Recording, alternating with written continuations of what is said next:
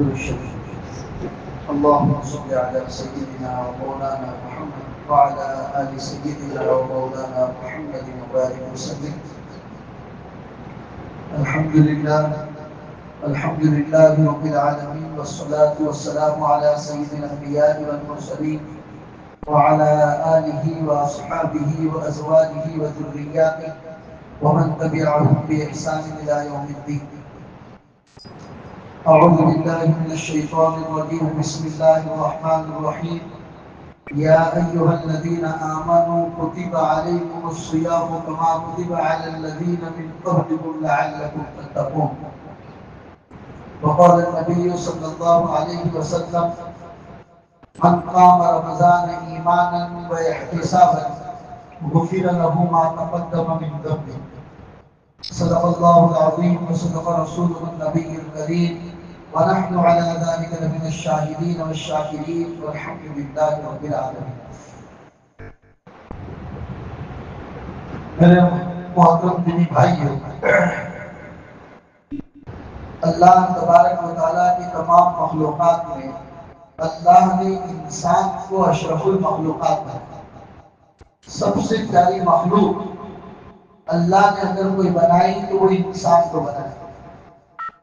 اور یہ قرآن میں اللہ والتین والزیتون میں فرماتے ہیں: لقد خلقنا الانسان فی احسن تقویم، کہ ہم نے انسان کو بہترین سانچے میں بنایا. میری پیدا کی ہوئی کائنات کی تمام چیزیں، چاہے آسمان ہو، زمین ہو، اتنے بڑے بڑے دریا ہو، ستارے ہو، چاند ہو، سورج ہو، اتنی بڑی کائنات جو ہے وہ اللہ فرماتے ہیں میں نے انسان کے لیے بنائی.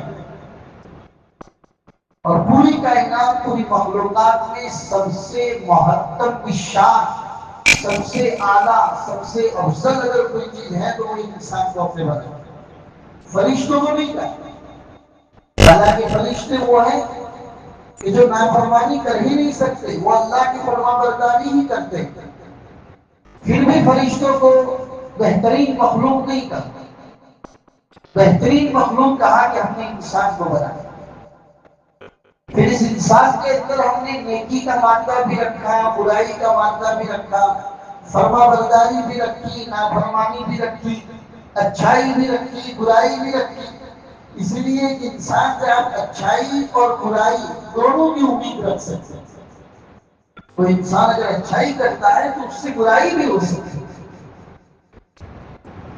اور اسی لیے انسان کو اس کی پیدائش اور اس کی تخلیق کا مقصد، ریزن اللہ تبارک و تعالیٰ نے یاد دلایا: وَمَا خَلَقْتُ الْجِنَّ وَالْإِنسَ إِلَّا لِيَعْبُدُونَ. اے جنات اور انسانوں، میں نے تمہیں صرف اور صرف اپنی ذات کی عبادت کے لیے پیدا کیا. اور قرآن کریم میں ایک جگہ اللہ نے ارشاد فرمایا کہ ایمان والو، تمہارے نفوس کو میں نے جنت کے بدلے میں خرید لیا. یعنی ہم سب کی جانیں اللہ نے جنت کے بدلے میں خرید لی. یہ بڑا پیارا ایگزامپل ہے، بڑی پیاری مثال ہے. اگر ہم کسی دکان میں نوکری کرتے ہیں، کام کرتے ہیں، تو گویا کہ 8 گھنٹہ 12 گھنٹہ جو ہم جاب کرتے ہیں، ہمارے وہ 8 گھنٹہ یا 12 گھنٹہ دکان کے مالک نے ہم سے خرید لیے. اب اگر ہم سستی کریں گے تو وہ ہمیں نکال بھی سکتا ہے، ہمیں ڈانٹ بھی سکتا ہے، ہمیں 2 باتیں سنا بھی سکتا ہے. کیونکہ آپ نے 8 گھنٹے 12 گھنٹے کی آپ سیلری لیتے ہیں، تنخواہ لیتے ہیں، پگار لیتے ہیں. اس کے بعد آپ آزاد. لیکن 8 گھنٹہ 12 گھنٹہ جب رہیں گے اس دکان میں جہاں آپ جاب کرتے ہیں، آپ کی ذمہ داری بنتی ہے کہ مکمل وقت آپ اپنے کام کے اندر گزارے، کیونکہ اس نے آپ کے 8 گھنٹے خریدے. یہ مثال ہے سمجھنے کے لیے. اللہ قرآن میں ارشاد فرماتے ہیں: ایمان والو، تمہارے نفوس کو میں نے جنت کے بدلے میں خرید لیا. یعنی ہم سب کے نفوس، ہماری جان، ہمارا یہ جسم اللہ نے خرید لیا. اب یہاں پوائنٹ ہے، سوچنے کی بات ہے، اگر اللہ چاہے تو ہم سے 24 گھنٹہ اس کی عبادت کا مطالبہ کر سکتا ہے. لیکن اللہ ایسا نہیں کرتا. اللہ چاہے تو یہ کہہ سکتا ہے 24 کا 24 گھنٹہ پورا کا پورا میری عبادت کرو، اس کے علاوہ کچھ مت کرو، کیونکہ تمہاری جانوں کو میں نے خرید دیا۔ لیکن اللہ نے ایسا نہیں کہا، پورے دین میں صرف 5 وقت کی نماز ہم پر فرض کی ہے بس۔ اور کیا فرض ہے آپ کے اوپر؟ 5 وقت نماز فرض ہے۔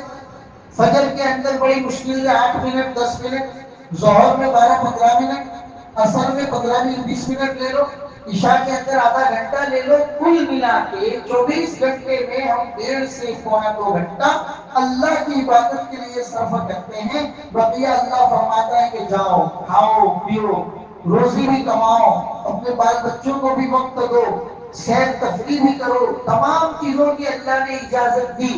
اور صرف اجازت نہیں دی میرے بھائیوں، آگے وعدہ بھی کیا کہ یہ کھانا پینا، یہ بیوی بچوں کو وقت دینا، یہ روزی کمانا، دکان کھولنا، اگر میرے کہے ہوئے احکام کے مطابق کرو گے تو اس کو بھی عبادت بنا دوں، یہ بھی عبادت۔ جاؤ بیوی بچوں کو وقت دیتے ہو، یہ بھی عبادت بن جائے گا۔ دکان کھول رہے ہو روزی کمانے کے لیے، اللہ فرماتی اس کو بھی عبادت بنا دوں۔ سیر و تفریح کے لیے جا رہے ہو، انجوائے کرنے کے لیے جا رہے ہو، میرے احکام شریعت کے مطابق ہے تو اس کو بھی میں عبادت بنا دوں۔ یہ اللہ کے وعدے ہیں میرے بھائی۔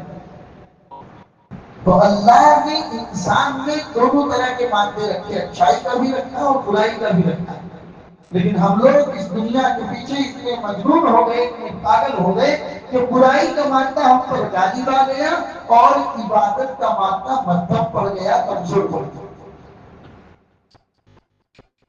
بس اسی عبادت کے مادے کو دوبارہ اوپر لانے کے لیے، غالب کرنے کے لیے اللہ نے ہم سب کو رمضان المبارک کا مہینہ عطا کیا۔ اللہ فرماتے ہیں میرے بندو کہاں جا رہے، کہاں جا رہے ہو؟ 11 مہینہ میرے احکام سے پیچھا چھڑاتے رہے، نافرمانی کرتے رہے، لیکن تمہیں معلوم بھی ہے میری رحمت میرے غضب کے اوپر غالب ہے۔ اللہ فرماتا ہے کہ جس طریقے سے میں غفور الرحیم ہوں، میں قہار بھی ہوں، عذاب العلیم دردناک عذاب دینے والا بھی ہوں، لیکن میرے غصے کے اوپر میری رحمت غالب ہے۔ میری رحمت ہمیشہ میرے غصے کے اوپر غالب آ جاتی ہے۔ ارے میں تو اتنا بڑا اللہ ہونے کے باوجود اتنا جلدی مان جاتا ہوں کہ تم لوگ صرف گناہوں کا افسوس، حسرت، پچھتاوا، ندامت لے کر 2 آنسو میرے دربار میں گراؤ گے، وہ آنسو زمین پر نہیں گرے گا، اس سے پہلے میری رحمت جوش میں آ جائے گی۔ میں بہت جلدی مان جاتا ہوں، بس میرا بندہ میرے دربار میں آئے تو صحیح، کہاں جا رہے ہیں؟ گویا کہ رمضان المبارک کی مبارک راتیں جس میں رب کریم پہلے آسمان کے اوپر آ کر اپنے فرشتوں کے ذریعے اعلان کرواتے، کہا ہے میرے بندے جو مغفرت کے طلبگار ہے اور میں ان کو معاف کرنا چاہتا ہوں، کہا ہے میرے وہ بندے جو روزی کے طلبگار ہے اور میں ان کو روزی دینا چاہتا ہوں، کہا ہے میرے وہ بندے جو دنیا کے ہموم اور پریشانیاں ان کو گھیرے ہوئے ہیں، وہ آئے میرے دربار کے اندر تو ہاتھ پھیلاتے، میں سب کچھ معاف کرنے کو تیار ہوں، میں ان کے تمام ٹینشن کو دور کرنے کو تیار ہوں۔ رب آواز لگاتا ہے، رب آواز لگاتا ہے، اور ہم ہیں کہ اس رب کی آواز کو سننے کو تیار ہیں۔ لہذا میرے بھائیوں، یہ رمضان المبارک کا مہینہ اللہ تبارک و تعالیٰ نے مجھے اور آپ کو کیوں عطا فرمایا؟ یہ روزے کیوں فرض کیے میرے بھائی؟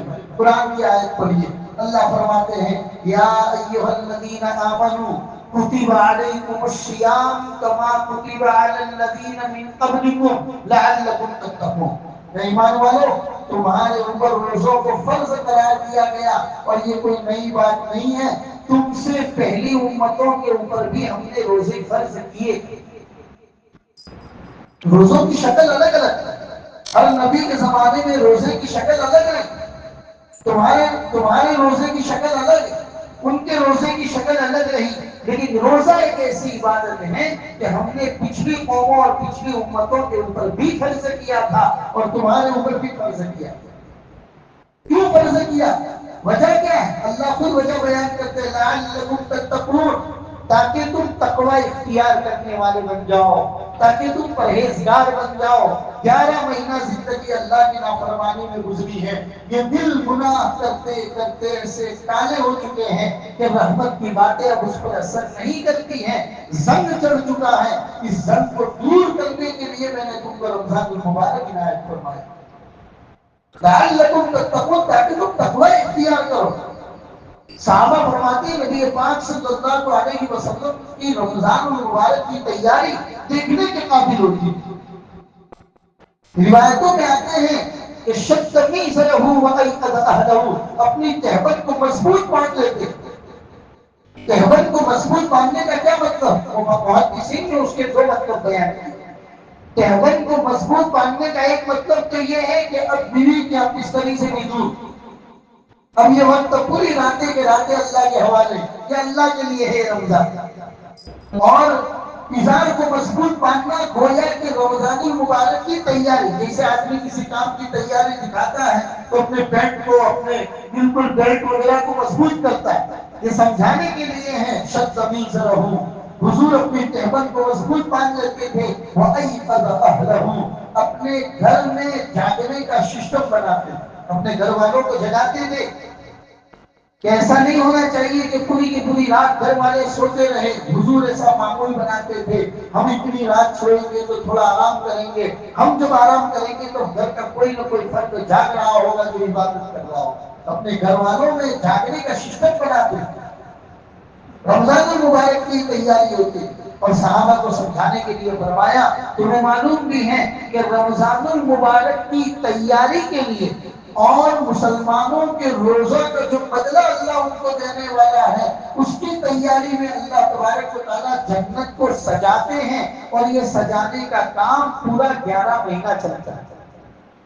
جنت کو سجانے کا کام پورا 11 مہینہ چلتا ہے۔ کیوں؟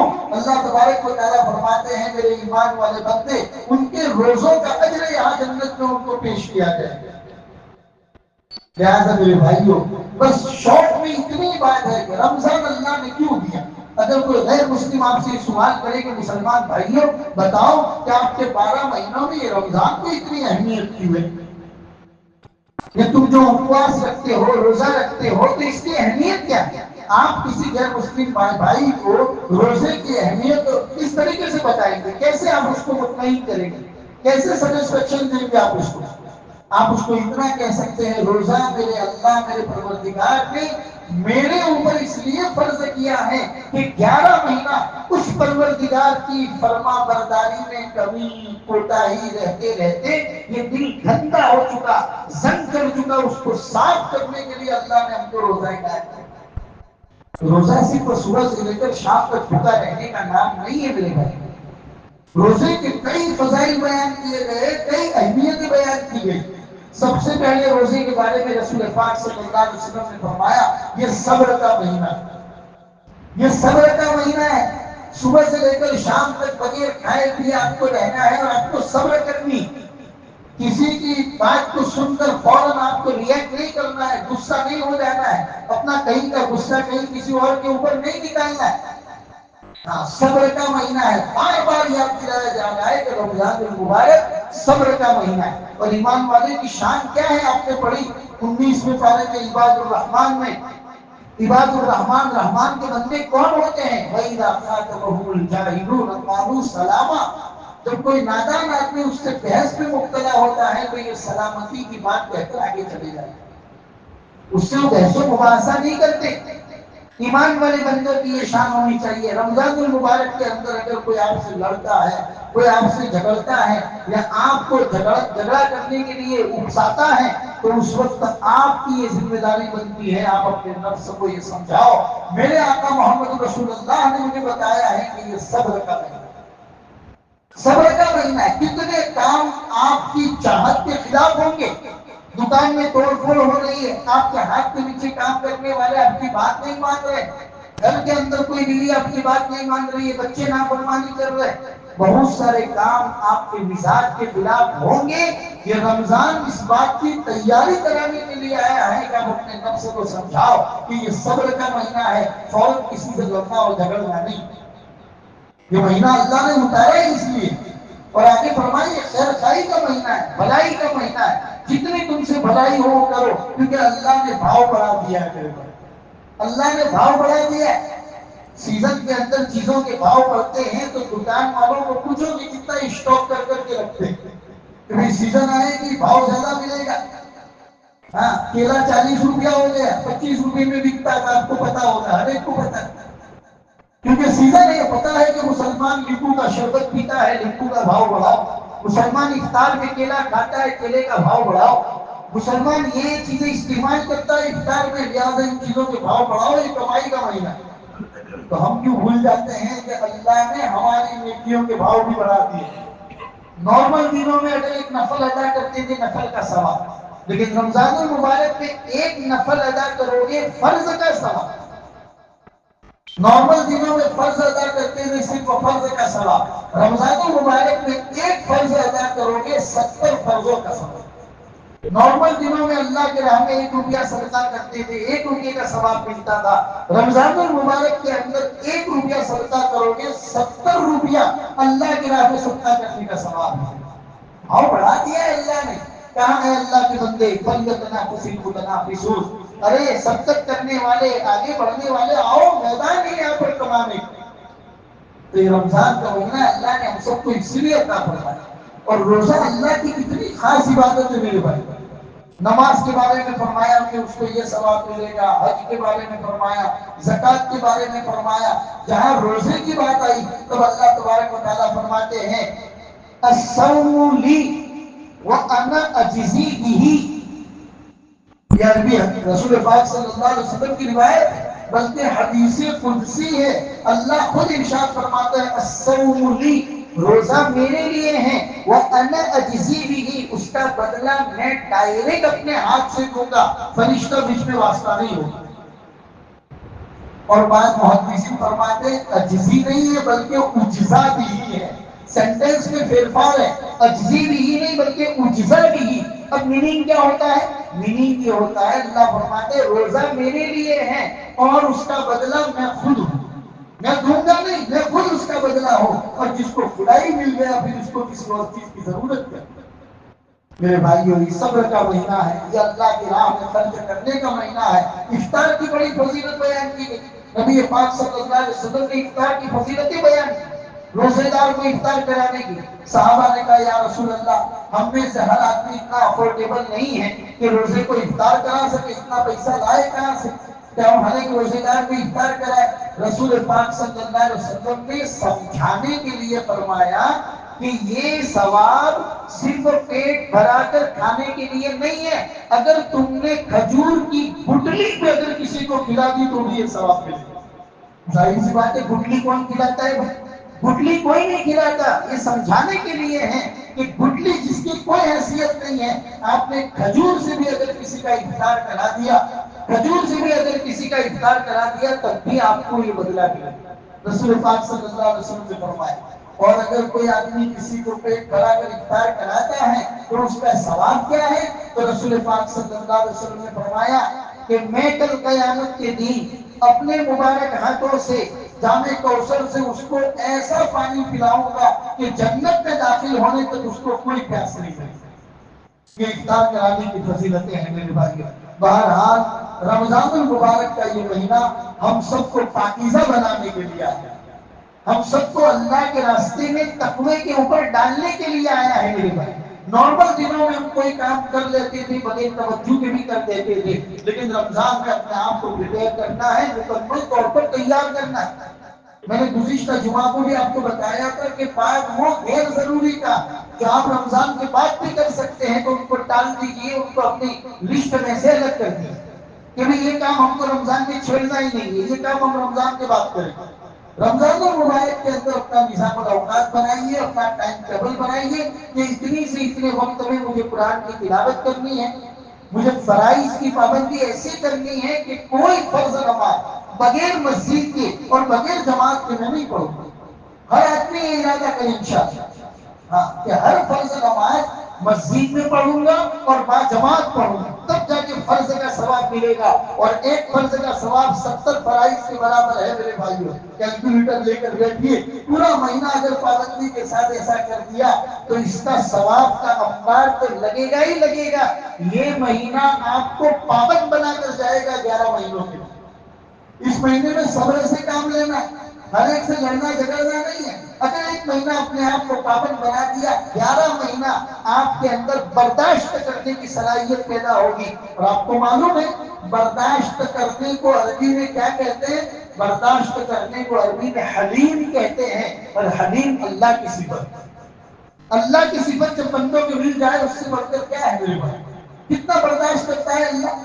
اگر آج ہمارے پاس کام کرنے والا آدمی ہمارے بات نہیں مانتا، ہم 1-2 دن برداشت کریں گے، تیسرے دن اس کو دکان سے نکالتے ہیں۔ دنیا میں کروڑوں کی تعداد میں ایسے لوگ ہیں جو رب کا دیا ہوا کھاتے ہیں، رب کا دیا ہوا پیتے ہیں، اسی کے سانس لیتے ہیں، اسی کی سرزمین پر چلتے ہیں، پھر بھی اس کی نافرمانی کرتے ہیں۔ لیکن اللہ نے ایسا تو نہیں کیا کہ ان کے لیے ہوا پانی بند کر دیا، سورج کی روشنی نکالنا بند کر دیا۔ سورج اس دن سے لے کر قیامت تک اسی ترتیب سے نکلتا ہے۔ اللہ برداشت کر رہا ہے، اور اللہ چاہتا ہے کہ بندوں تمہارے اندر بھی یہ برداشت کرنے کی صفت پیدا ہو، اور رمضان کسی کی تیاری کے لیے آئے۔ اگر برداشت کرنے کی صلاحیت انسان میں آ جاتی ہے، معاشرے میں سے 80% جھگڑے ایسے ہی ختم ہو جاتے ہیں، کیونکہ ہم کسی کو برداشت کرنا نہیں جانتے۔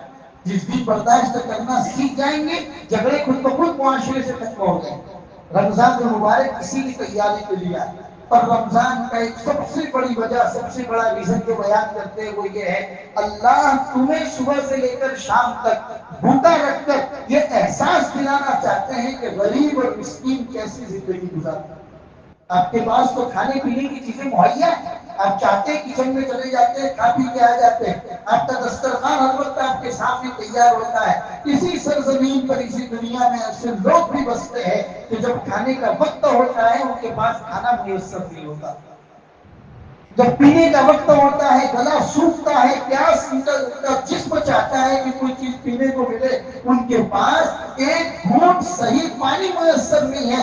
ایسے لوگ آج کے اس ترقی یافتہ دور کے اندر بھی لوگ ایسے مسکین ہیں، ایسے غریب ہیں، ان کی غریبی اور ان کی مسکنت کا احساس میرے اور آپ کے دل کے اندر پیدا ہو، اس لیے اللہ نے مجھے اور آپ کے رمضان کا لہٰذا رمضان المبارک کے اندر یہ سب تیاری کرنی ہے۔ قرآن کی تلاوت کی پابندی کرنی، کثرت کے ساتھ تلاوت کرنی ہے میرے بھائی، یعنی ریکارڈ توڑ دینا ہے۔ آدمی یہ سوچے اپنے آپ کو، اپنے نفس سے مخاطب ہو کہ میں نے گزشتہ دنوں میں کبھی اتنی تلاوت نہیں کی تھی جتنی میں آج کر رہا ہوں، جتنی میں اس رمضان کے اندر کر رہا ہوں۔ اپنا ریکارڈ خود توڑنا ہے میرے بھائی، اتنی کثرت کے ساتھ تلاوت کرنی۔ 5 وقتہ نماز کی پابندی مسجد میں باجماعت کرنی۔ پھر میں نے اور ایک بات بتائی تھی، دوبارہ دوہرا دیتا ہوں کہ ہم بروز شہر میں رہتے ہیں، الحمدللہ ہماری مسجدوں میں قرآن کریم کی تفسیروں کے حلقے ہر جگہ پر لگتے ہیں، تو اپنا شیڈیول اس ٹائپ کا بنائیں، کہیں نہ کہیں جب بھی آپ کو وقت ملے کوئی دن مسجد میں جا کر قرآن کریم کی تفسیر کو سننا ہے، کہ میرا قرآن جس کو میں تلاوت کر رہا ہوں، جس کو میں نماز میں پڑھ رہا ہوں، میرا اللہ اس سے کیا کہہ رہا ہے، قرآن کریم کی تفسیر کو سننا۔ اور تیسرا ہم ضروری کام میرے بھائی یہ تراویح کی پابندی کریں۔ تراویح آپ کے پاس رمضان کے لیے آئی، یہ 20 رکعت کا مطالبہ 11 مہینے آپ سے نہیں کیا جاتا، صرف رمضان المبارک کے اندر آپ سے یہ مطالبہ کیا جاتا ہے کہ تراویح سنت مؤکدہ ہے، اس کو پابندی کے ساتھ مسجد کے اندر تراویح کو پڑھنا ہے۔ تراویح کو گھومنے گھامنے کے اندر، کھانے پینے کے اندر وقت برباد کرنے میں نہیں گزارنا ہے۔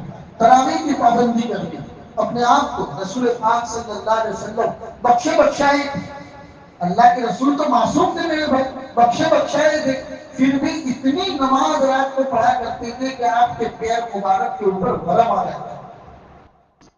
حضرت عائشہ نے فرمایا یا رسول اللہ آپ تو بخشے بخشائے، پھر اپنے آپ کو اتنا تھکاتے ہیں کہ آپ کے پیروں پر ورم آ جاتا ہے۔ تو اللہ کے رسول نے فرمایا جب اللہ نے میرے ساتھ یہ سلوک کیا کہ مجھے بخشا بخشائے بنا دیا، تو کیا میں اس رب کا شکر گزار بندہ نہ بنوں؟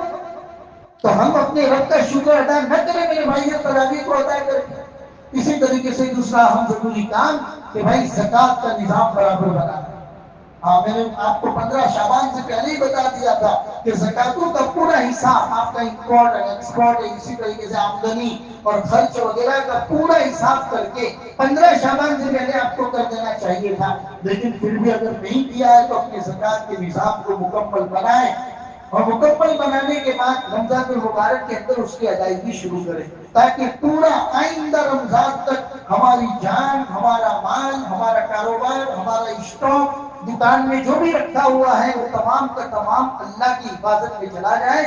دنیا کی کوئی طاقت آپ کے مال کو نقصان نہیں پہنچا سکتی، دنیا کی کوئی طاقت نقصان نہیں پہنچا سکتی میرے بھائی، یہ چاہنے کے باوجود نہیں پہنچا سکتی۔ کیوں؟